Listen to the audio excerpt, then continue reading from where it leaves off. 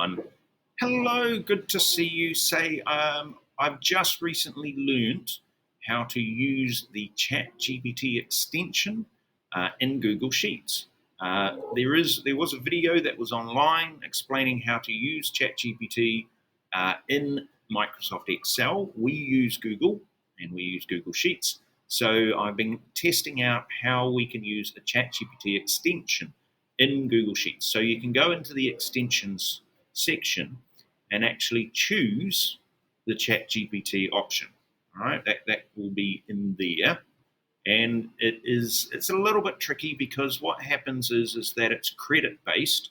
So they're going to want you to refer other people. They want you to follow them on YouTube and answer questionnaires, and that gives you extra credits. So it's a little bit clunky at the moment. Maybe they will fix it in the future. So I did a bit of a test. All right. So I put some countries down here. I've got France, Germany, England, etc. And then I thought, well, tell you what we'll do. We'll try and get the ChatGPT to create a short sentence about these different countries. So the prompt that we use is this one, right? So it says equals GPT, and then you put the brackets, and then you do the quotation marks, and then I've written, write a short sentence about, you give speech marks, you've got to put a comma, and then you need to reference which cell you are referring to. So in this case, I'm referring to cell A2, and then you put close brackets, and then you hit enter, and it creates for you a particular short sentence.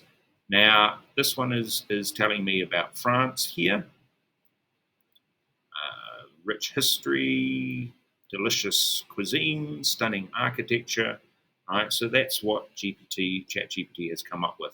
Now, I can actually drag this down. I tried this before and it actually didn't work because I had run out of credits. But I'll try it again and see if it will work for me. And so it loads, and then it should. Yeah, no, it's not going to work. It does work. Well done. Fantastic. Right, so here we go. We've got a short sentence about Germany. We've got a sentence here about New Zealand. Apparently, the locals in New Zealand are friendly. That's good to know. England has a rich history and diverse culture. And Spain is in southwestern Europe. Don't know why we've got the number 1 next to this. But that's okay. Malaysia is a Southeast Asian country, diverse culture, and I'm going to say delicious food. So it does give you some quite interesting facts, etc. So if you're designing research projects for learners, you can quite quickly get them to produce data. It does mean they need to know this particular format, but I'll show you if we put another country in here. Let's go Uganda. Then all you're going to do is you're going to hit equals let's try that again, GPT, and see it will give you what you can possibly do. Right, and I'll show you a little bit more about one of the other ones in a minute. Then I'm going to put a bracket so that it knows, and then again in here it tells you what you can possibly do with the ChatGPT in here. So I do the speech mark so that it knows that it's an instruction, a prompt. So I'm going to tell it to write a sentence about the country. I'm going to put the speech marks in again, close the brackets, put a comma in, link to the cell, then close the bracket so that it knows that it's finished. Go, and that's all I needed to do.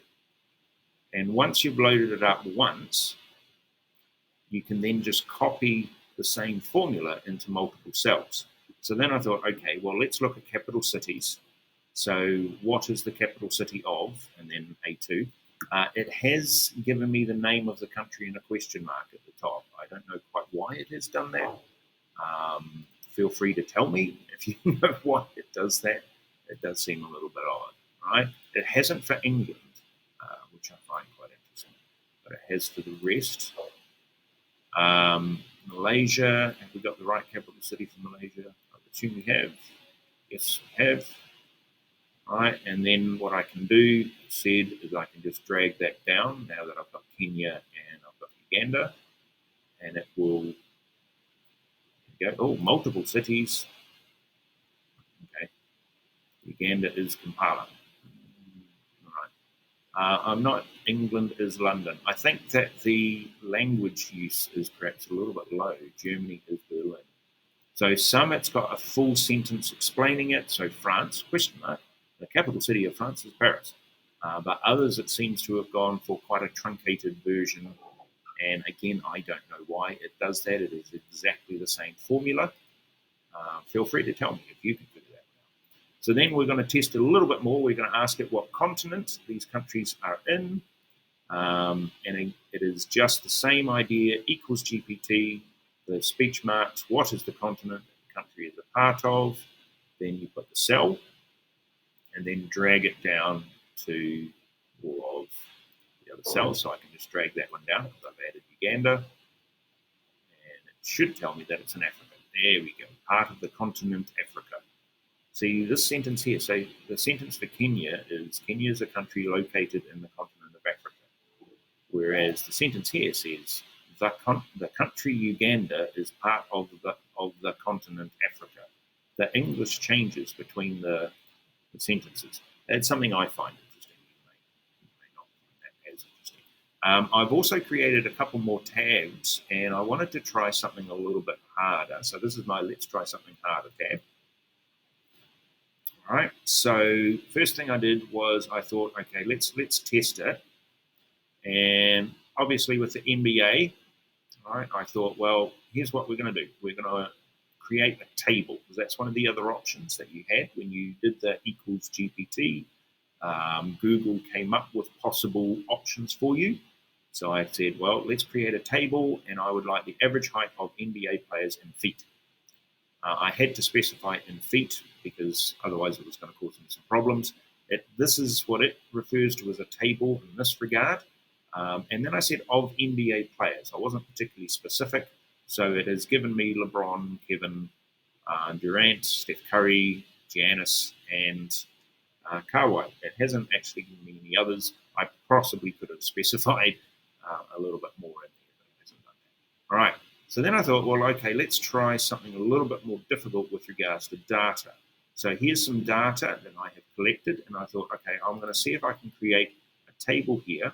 So I thought, okay, well, maybe we can arrange it from the highest to the lowest from this range. So here I've put in the range of the data from D2 to D28, and it has done that, all right? And yeah, okay, that might be useful, but is there something that's perhaps a bit more useful? So I thought, well, what about finding the percentage of each number in this table? Can we figure that one out? All right, so I put the prompt in, analyze the data, work out the percentages of each number. All right, and then I gave them the range that the data was in. So, and the interesting thing I find is that it's actually telling you how it has done the operations. So here's the calculation of the percentages there, and then there's the total percentages there. All right, okay, that's pretty good. So what about if we want to make it even harder? Let's see if we can break the GPT. So I came up with this idea. Analyze the data, calculate the percentage of numbers above or equal to 6, above or equal to 5, above or equal to 4, above or equal to 3, above or equal to 2, above or equal to 1. You can see the pattern. And then I wanted it to output that as a table, output the percentages in a table, and then I gave it the range, okay, remembering the speech marks, commas, and brackets. And this is what it came up with here. Here is the table showing the percentages of numbers above or equal to each specified value in the given array. And it's worked it out. So 100% of the numbers are above 1, and so on. And that's quite a useful analysis. So yeah, the tool is pretty good. You can actually use ChatGPT as an extension inside your data, inside your tables, to help you to create, well, to analyze the data, and also maybe to do some research and research projects that students might do. So say for my economics learners, they might do CPI calculations and put numbers in, and then it will work out the answers. I do find, this is a little bit less helpful in a way, because it's output it here, which means I would then need to, if I was wanting to use this information, I then actually need to retype it all into here, or another place. But it is still useful to have as a data computation section. So that is quite useful. Right, so there's a range of other things that it is supposed to be able to do. So if we just go again, GPT. So here, so that's your prompt, right? It will create a list, right? So like the ones that we see above. It will create a table, again, like the ones above, creating a list, table. Now you might need to be perhaps a little bit clearer with the table than I possibly was. And it also apparently will be able to translate as well. So that might be useful if you've got a Google sheet of key terms, and you want to then translate all of it all at once. So again, that might be quite useful for learners if they're creating definitions for key concepts and they're needing it to be translated. So they're wanting glossaries, needing it to be translated in different languages. That might actually work. I haven't tried that, but that would be potentially quite interesting to see if that works. All right, thank you very much. Please remember to like and subscribe. That way I go further up the algorithm, and by doing so, I'm able to make more videos like this. Thank you very much. Hey, Corneta, have a good day.